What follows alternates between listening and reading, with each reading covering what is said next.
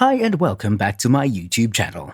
Have you ever wondered how DC generator works? And what are the basic parts of a DC generator? This video will give you the answers to these questions.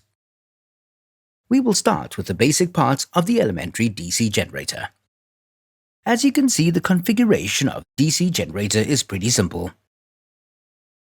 The stator is a fixed part of the DC generator. The stator consists of permanent magnets, two of them north and south poles, which is placed to fit around the rotor. The main function of the stator is to provide the magnetic fields through which the rotor or armature coil is rotated. Armature loop are generally placed in slots of armature core. The armature coil is formed by connecting several loops in the series. Armature winding is formed by connecting several coils in series. The armature loop cuts the magnetic field, due to which an electromotive force, EMF, is induced in it. The split ring is a movable device used for reversing the polarity of the current. It's made of copper. The ring is divided through the middle into two parts. We must use the split ring to achieve single direction of current. The brushes are made of carbon. These are rectangular block-shaped. The only function of these carbon brushes of DC generator is to collect current from commutator segments. A galvanometer is an analog electromechanical actuator that produces a rotary deflection of some type of pointer in response to electric current.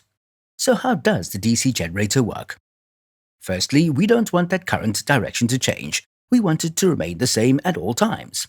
Let's say in this direction. So, how do we do that? Now, to make sure that the current direction remains the same, what we require is that these brushes constantly keep changing contacts between these wires for each half of rotation.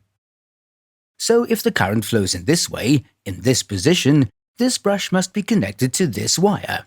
So current flows like this and comes out. But when the coil rotates, you can see that when the coil comes to this position, the direction of the current changes. If we want to keep the current in the same direction, we must this brush to be in contact with this wire. Right. And then again, when the coil comes to this position, again the direction of the current changes, and again we want this brush to come in contact with this wire. Probably we already learned that. For every half rotation we must change contacts between brushes and wires.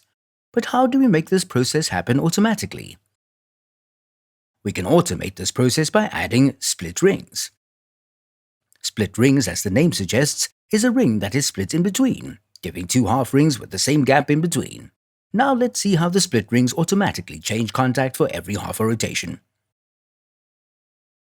So right now this brush is in contact with this half part of the split ring, violet color. When the coil rotates and comes to this position, the direction of the current changes, and this brush now is in contact with the other half part of the split ring, pink color. This arrangement provides that current flows in the same direction. Again, as the coil comes to this position, finishing another half a rotation, you can see that this is only changed contact. Brush is in contact again with the violet color half part of split ring. In this way, the DC generator is built, where the current only flows in one direction through any external circuit, and in this arrangement, with brushes and split rings, which helps us to automatically change contacts, we call them commutators. So split rings act like commutators. The next thing we must mention, that it's really important for working principle of DC generator, is how can we determine the direction of the current, magnetic field and force. To determine all this, we must use Fleming's right-hand rule. So we will explain how can we use Fleming's right-hand rule. As you can see, the rotation of the coil is clockwise, and the force acting on part of the coil AB pushing that part of the coil upwards. So to know the direction of the induced current, we apply the Fleming's right-hand rule. How do we do that? We place our right hand so that the thumb points up, showing the direction of the force. The index finger or the finger pointing in direction of the magnetic field from north to south pole, and middle finger will point in the direction of the induced current, which is in our case from A to B. Similarly, to find the induced current in a part of the coil CD, we again use Fleming's right-hand rule. So the rotation of the coil is clockwise, and the force acting on part of the coil CD pushing that part of the coil downwards. The thumb points down, indicating the direction of the force, indexed finger, or for the finger pointing in direction of the magnetic field from north to south, and the middle finger will point in the direction of the induced current, which is in this case from C to D. So to conclude, the induced current follows the path ABCD of the coil.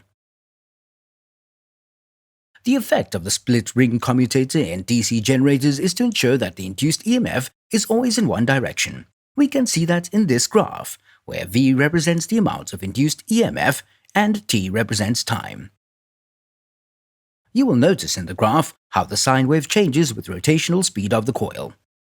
The coil in this case has clockwise rotation. Increased rotational speed of the coil increases the amount of induced EMF. The induced EMF has a positive sign.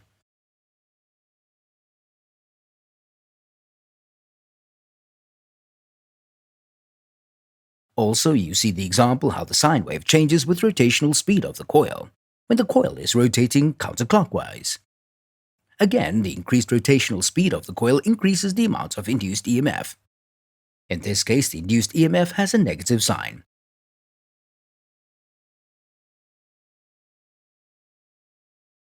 To conclude, the DC generator has many advantages like the design is simple, simple to operate, highly reliable, constant voltage can be achieved, speed control is easy.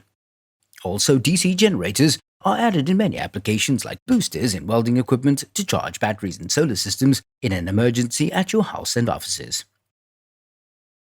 I hope that you now know everything about DC generators. Don't forget to subscribe, like and share this video. Watch the rest of my videos on my YouTube channel. Please consider to support me on Patreon. Thanks very much. See you on the next video.